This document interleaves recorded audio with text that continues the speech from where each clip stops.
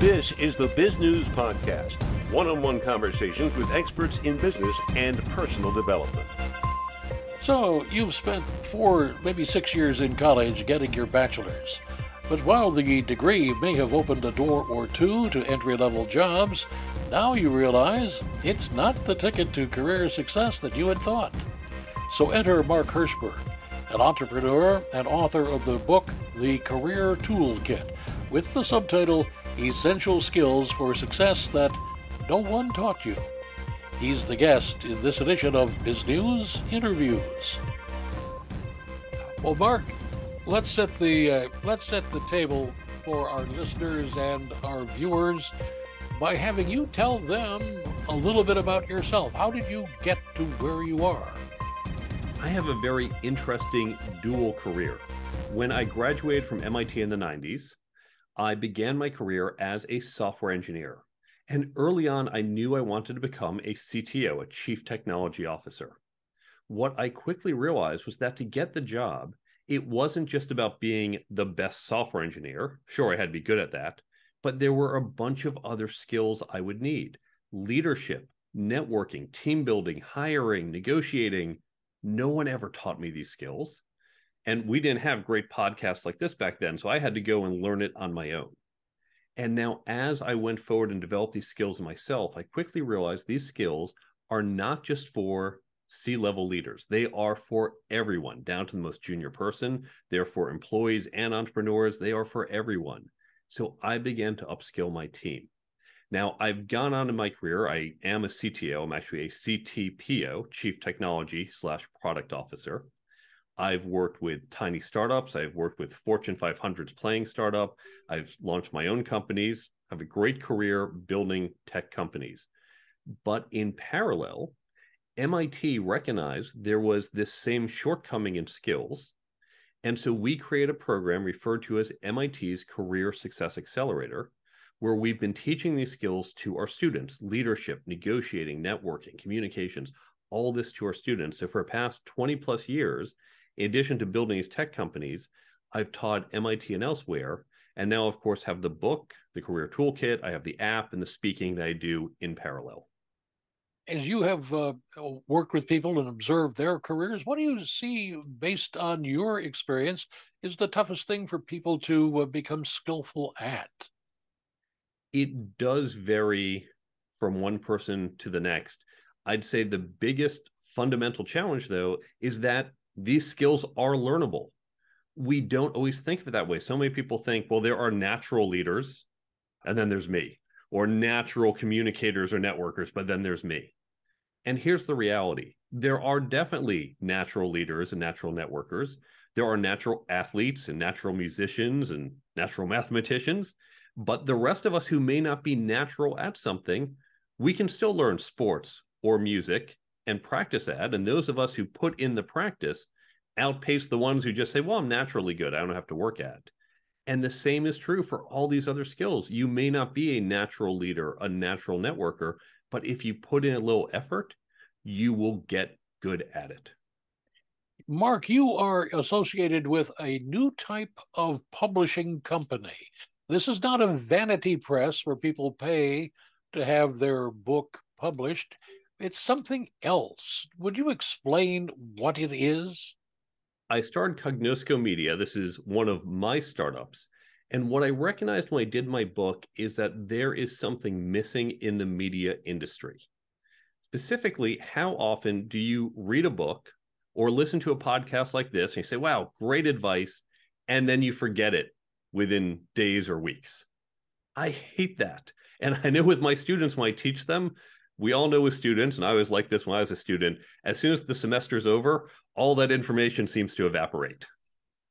I wrote my book not simply, it's not about making money. By the way, here's the secret. No one makes money selling books. Maybe J.K. Rowling's, a few others, the rest of us don't.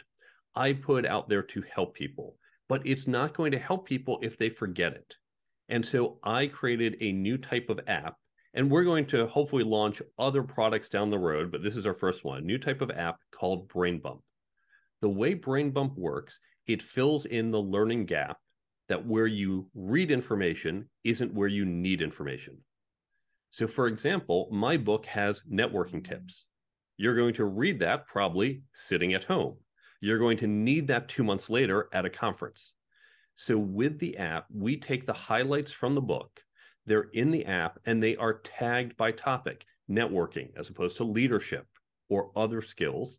And so as you walk into that conference, you say, wait, before I walk into this room, open it up. And within a few seconds, there are the networking tips. Flip through it, get it right when and where you need it, and now apply it. Or if you're a first-time manager, you might read my book and say, okay, lots of great management tips, but how am I going to remember all of this? You can set it up to work like a daily affirmation. You don't even need to open the app. You say, I want the advice, let's say at 9 a.m., right as I walk into the office, or maybe at 3 p.m., right midday when I take a break. You decide. We don't send you things you don't request. And you say, okay, I'm going to get a little daily pop-up with one of the tips from the book. That spaced repetition helps you remember what you've read. And we support not just books, but also podcasts, blogs, talks, classes, all different sources. It's an ever-growing list. So when you get the Brain Bump app, it's not just advice from my book, but an ever-growing list of other books, blogs, podcasts, and sources. And it's all completely free. All completely free? I don't understand your business plan. That's a great question. The business plan, this comes from having built lots of different tech companies. The business plan is let me create value, and then eventually I'll have to ask for something to help support it because I am paying for it out of pocket. But before I ask you for anything, let's see if this is worth it to you. I'm not going to ask you for any money until you say, wow, this is helpful. So then down the road, if I say, look, we have to charge a couple dollars because we got to keep the lights on, you say, hey, you know what? This is so great. I want to do it. Bakeries give away free samples. This is my free sample. Now, how many free samples versus people who have paid are you at this point? Well, it is free for everyone. It's not, oh, a certain number of people can try it or for a limited time. It's free for everyone. Available Apple, Android. It is free to get the app. It's free to get the tips that come in the app. All of it's free. Down the road, we're going to say, hey, for certain advanced features, now, if you like those, we're probably going to have to charge you for that. Because again, we have to do something to pay our costs. But let's give away some value first. Well, everybody likes something for free, by golly. And I suppose if they see a cost they didn't like, they could always delete the app, right? Absolutely. There will always be a free version of the app. It's just we may down the road, we're looking at different business models. One might be premium features. This is called a freemium model. It's free, but premium features we may charge for, or we may do other business models. By the way, one thing we won't do is sell your data. My background, I'm a cybersecurity CTO. I respect privacy. We're not going to be selling your data. That's not how I like to fund businesses. So you can use it safely. We don't even track you right now. One thing I'd like to talk to you about is the future of media, because part of the media right now is being written by robots. The Associated Press, some newspapers are using artificial intelligence to write what they call routine stories like business earnings or high school sports. Is that good or bad, or are you indifferent to it? And what does that show for the future? Now, those routine articles aren't something recent with Chat GPT 3 or 4 or other ones. We're recording this in the spring of 2023. In fact, some of those articles, the weather or local sports, have been written by programs for many years, in fact. Now, here's the thing. Technology is a disruptive force that is usually positive. If you go back 200 some years, we all would have been farmers. But technology came along and improved farming, the steam engine, the cotton gin, and all these things made it easier that we didn't have to be farmers. So bad news for farmers back then because we didn't need all of you. Good news for us because we said, great, I didn't want to be a farmer. We can now do podcasts. We can now start our own businesses. If you look more recently, that was a transition that took hundreds of years. A more recent example would be travel agents. I remember, and you probably, when we were younger, you'd call the travel agent and say, hey, I'm looking for a flight and hotels, and they'd book it. They're mostly gone. We don't need them anymore because tools, online booking sites, replace them. That's bad news. If you were a travel agent, you lost your job. And I don't just mean at this company, your career was gone. But overall, it's net positive for us because how much better are our lives that I can just quickly go in seconds, get what I need. I don't have to call someone, oh, I want to do this at night, but they're only open during the day. I can do it anytime. It's more efficient. So society as a whole benefited while a handful of people did not. And that's what happens with technology. It replaces a small number of people or parts of roles for a larger benefit to society. The challenge, of course, it's happening so quickly now.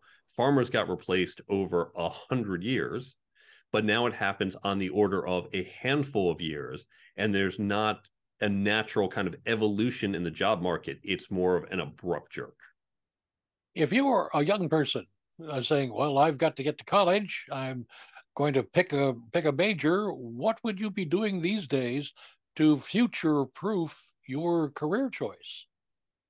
I would look at critical thinking skills. STEM jobs are certainly good, but you can even get that out of history or social sciences or other areas. Now, here's the thing. It's not that the job itself is necessarily safe. I began my career as a software developer, and I have a recent blog post where I compared software developers to factory workers, because in 1958, if you got a union job on a factory floor, you said, oh, this is great. My future is safe. But 20 some years later in the 80s, all of a sudden it was not. And if you are just writing code and thinking, I'm going to write this type of code 20 years from now, you're going to have a problem. But if your job isn't writing code, but your job is creating code, thinking about what is needed, how we develop it, today you might be doing more typing at the keyboard. 20 years from now, it might be other means and other tools and working with more advanced tools. So as long as you can adjust, recognize where you're adding value, and adjust as some of the rote things get automated away, you'll continue to be okay. But it all comes down to fundamental, critical, rational thinking skills, because that's what you're going to need at the root of most jobs. And for those of our listeners and viewers who would love to own their own business, strike out on their own, what path would you suggest for them? You need to think about a career plan, just like anyone else within a company. So often we think, well, I'm in a company, I should have a career plan. How do I get to the VP level or the C level? People don't actually create them, but they think they should have one. And you really should plan and create one. It's one of the things I talk about in the book. But if you are an entrepreneur or founder, guess what? You need a plan as well. Now, your job title may never change. You might say, I am the founder, I am the CEO, the president, and I will be for 20 years, and that's fine. But your career plan isn't just about your titles, it's about your development. Because the skills you need to lead a team of 2 is different from leading a team of 20, or working locally versus nationally versus internationally. So you want to continue to evolve your skills to be meeting the needs of your organization. You need to tell our listeners and viewers the name of your book again, because I think they might want to grab hold of that. The book is The Career Toolkit, Essential Skills for Success That No One Taught You. 10 chapters, 10 skills. And by the way, you don't even have to read the book cover to cover. You can get the book and say, I'm going to jump right to chapter 9, negotiating, because that's what I need to get better at. Skip 1 through 8. And then later you might say, okay, now I want to work on my leadership. I'm going to go back to chapter 4. It's like a toolkit. You pick up the tools you need when you need them. And the app that they need to look at and consider downloading is called Brain Bump. Brain Bump. If you go to brainbumpapp.com, that's the website, and we'll take you to the stores where you can download it for free. So that's brainbumpapp.com. Mark, do you have a website where people can get more information about you and what you're offering? So I have two. For the app, brainbumpapp.com is the best place to go. The stores, by the way, dealing with them was difficult. They screwed up how they listed the name. So searching for the name on the stores doesn't always work. So that's why I send people brainbumpapp.com. There's a 90-second video explaining how the app works and then links to get it for free. For the book, if you go to thecareertoolkitbook.com, you can see where to buy the book, Amazon, other places. Get in touch with me or follow me on social media. There's also a page of entirely free resources on that website, things you can download for free. I don't even ask for your email. I have nothing to sell you. So you can get all those resources for free, links to other free tools online, all of that at thecareertoolkitbook.com. Mark, you have one of the most amazing business plans I've heard of in hundreds of these interviews. What would you like to add that we haven't had a chance to talk about? When it comes to developing these skills, it's not a one and done process. So often we think, oh, I'm going to take this 2-day seminar on leadership, or I'm going to send someone on my team to this week-long thing on negotiating. Okay, better than doing nothing, but it's more akin to sports, which we talked about earlier. You wouldn't say, okay, I've got a basketball team, so I'm going to send all my players to a week-long clinic at the start of the season, and then done. That's it. You're ready to play the season. You say, no, we have to keep training and practicing and scrimmaging, and we're going to reflect and maybe watch the tape and do some coaching. And that's really how we want to develop these skills, is you want to do it a little bit over time. I'm not saying don't take that 2-day seminar or don't read a book. Sure, that's a good way to start, but one and done doesn't work. So you want to set aside a regular time. What I recommend, in fact, is do this as a group. Create a group that meets once or twice a month for an hour. You can do this within your organization, or if your organization is small or you're on your own, create a local meetup group or find others who want to develop these skills. It works kind of like a reading group. And what you'll do is you'll take some content. Now, you can use my book if you want.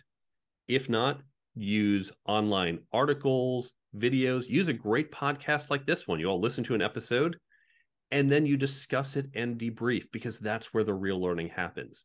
By the way, the details of how to do this is the very first download on the resources page of the careertoolkitbook.com. It goes through step-by-step how to set this up. So that's the best way to learn these skills, is in a group over time.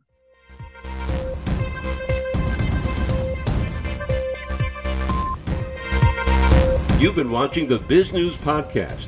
We welcome your input. Send your email to editor@biznews.com. Thanks for watching.